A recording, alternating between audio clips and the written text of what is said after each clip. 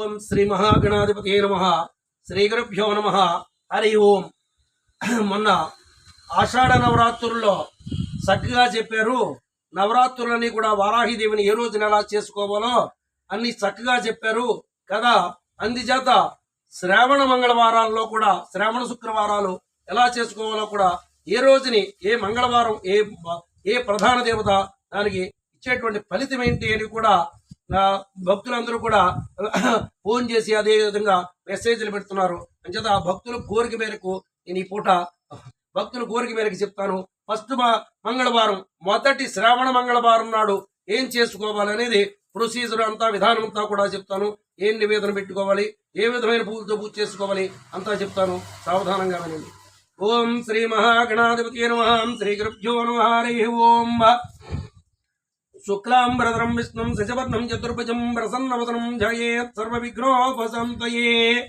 అగజానన పద్మార్కం గజానన మహర్నిశం అనేకదంతం భక్తానాం ఏకదంతముపాస్మహే.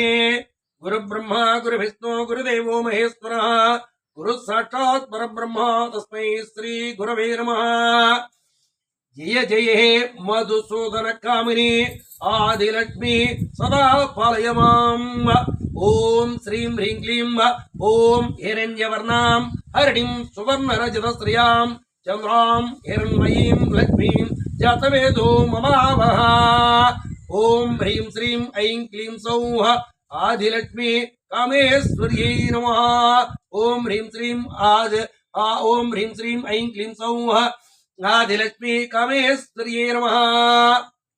శ్రావణ మంగళవారాల్లో శ్రావణ మాసంలో వచ్చేటువంటి మొదటి మంగళవారం నాడు ఆదిలక్ష్మీదేవిని పూజ చేసినట్టయితే ఈ ఆదిలక్ష్మీదేవిని ఒక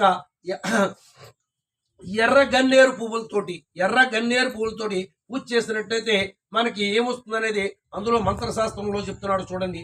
ఓం ఎర్రగన్నేరు పువ్వులే అని ఎందుకు చెప్పబడిందంటే ఆంజనేయ స్వామి ఎలాగైతే పారిజాత చెట్టు కింద కూర్చుని ఉంటాడో కరివీర మూల నివాస స్థాయి నమః అని ఉంది అమ్మవారికి.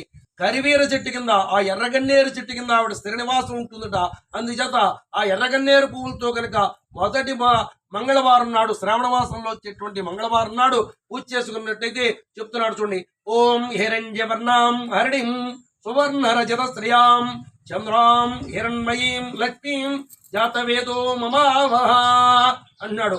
జాతవేదో అంటే అగ్నిదేవుడు. అంటే అగ్ని ద్వారాగా అమ్మవారికి మనం సమర్పించుకుంటాం గనక అగ్ని జాతవేద నిన్ను ఎందుకు ఆరాధిస్తున్నాను అంటే అగ్నిదేవుడు అమ్మవారికి చెప్పని చెప్తున్నాడు. ఆ జాతవేదుడు అంటే అగ్నిదేవుడు. అగ్నిదేవుడిని చెప్పంటాడు అమ్మవారికి. ఏమని చెప్పమన్నాడు అంటే హిరణ్యవర్ణాం ఓ బంగారు ఛాయ కలిగినటువంటి ఓ లక్ష్మీదేవి హరిణీం పాపాలను హరించేది. ఓ బంగారం ఇవ్వడం ఇవే కాదు, ధనధాన్యాలను ఇవ్వడమే కాకుండా పాపాలను హరించేది కూడా అని చెప్పబడుతున్నాడు. హిరణ్యవర్ణాం హరిణిం అంటే పాపాలు హరించేది. హిరణ్యవర్ణాం హరిణిం సువర్ణ రజత శ్రేయాం.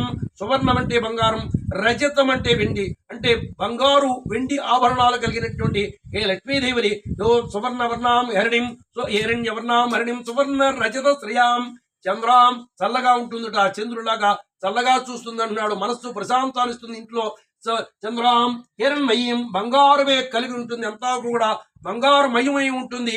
చంద్రాం హిరణ్మయీం లక్ష్మీం ఏ లక్ష్మీదేవి ఈ క్వాలిటీలు కలిగినటువంటి ఏ లక్ష్మీదేవి జాతవేదో అంటే చెప్పాను కదా ఇందాక అగ్నిదేవుడా మమావహ ఏ లక్ష్మీదేవి నన్నే ఆవహించుండు.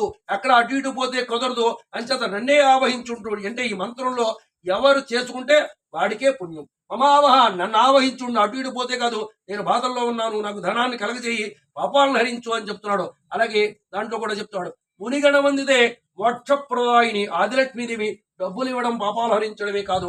ఆదిలక్ష్మి స్తోత్రంలో క్లారిటీగా చెప్పబడి ఉంది. అంచేత మునిగణ వందితే మునులు వీళ్ళంతటువంటి మునీశ్వరులు ఋషీశ్వరులు పూజించుంటే ఏ లక్ష్మీదేవి మోక్షప్రదాయిని అని చెప్తున్నాడు. మోక్షాన్ని కూడా ఇస్తుందట ఈవిడ.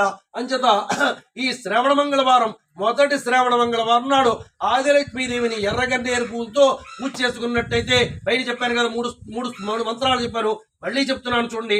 జయ జయ హే మధుసూదన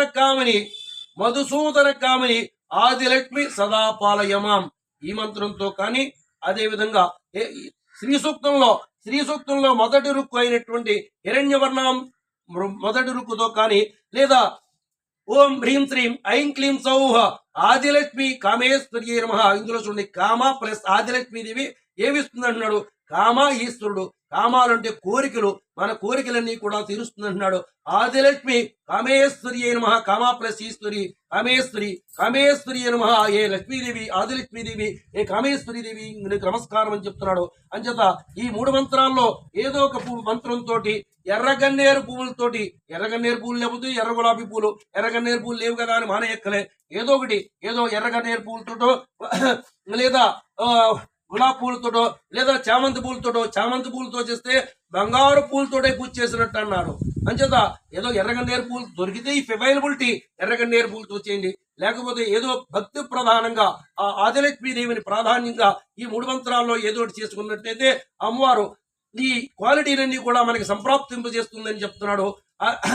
అంచేత ఈ 3 మంత్రాలు కాకుండా ఎంతగా చేసుకోలేమో అనుకుంటే కూడా ఓం శ్రీం శ్రీయై నమః, ఓం శ్రీం శ్రీయై నమః ఈ మంత్రంతో చేసుకున్నా కూడా మనకి అమ్మవారి యొక్క ఆదిలక్ష్మీదేవి యొక్క సంపూర్ణ అనుగ్రహం కలుగుతుంది. అంచేత ఈ అవకాశాన్ని శ్రవణ మంగళవారం నాడు, మొదటి మంగళవారం నాడు ఆదిలక్ష్మీదేవి ప్రాధాన్యంగా పూజ చేసుకుని అమ్మవారి యొక్క అనుగ్రహాన్ని పొందండి.